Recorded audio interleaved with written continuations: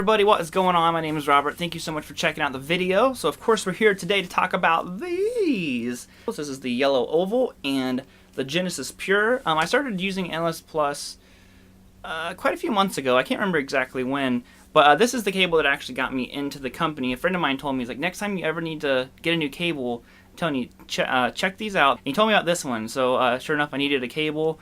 And I just went ahead and ordered one kind of on a whim. I had never used one before. And sure enough, when I got it, it changed my tone in a different way. Everything seemed much more kind of, how do I describe it? More in depth. Like the tone was crisper. I don't know. I have a video coming up Friday that we're gonna compare these cables and stuff like that. So I'll be looking for that one, so you'll get a much more in depth look at that. But so I used the cables for quite a while. I had no contact with the company, and then finally last month I got a hold of them, and I was talking to Mark over there. And was just like, I really wanted to work with them because, for one, they're an American company. The stuff's made in the USA, and anybody who's watching my stuff knows how much I love USA-made stuff. I try to use as much of it as possible, and this was just exciting, Anytime I can endorse a product, if it can be a USA-made product, I'm all in. I love it. I already love the product. It's also made here in the USA. I'm, like, sold instantly. So I contacted them. And they were like, yeah, let's do something together. And I was proud to be endorsing them and stuff like that. I hadn't really announced it yet until right now, but really excited because I feel like they're a big factor in my tone.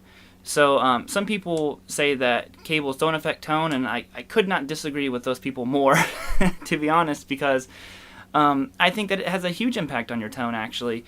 And I know it because whenever I went to using one of my cheaper cables for a little bit, because I didn't have this one here, my tone, it was just missing something. I was just kind of like, wow, what? And I'm messing with the dials and stuff, and then sure enough, I got this one back, and I was just like, oh, that's what I was missing. I was missing the cable.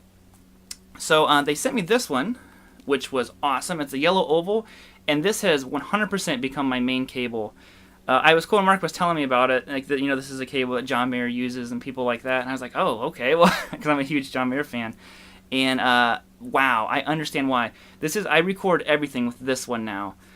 This is kind of my, travel around. It sounds really good recording, too, but it's kind of my travel around cable, maybe going into the other studio and stuff like that, but this one stays right here on the desk the whole time. It doesn't leave.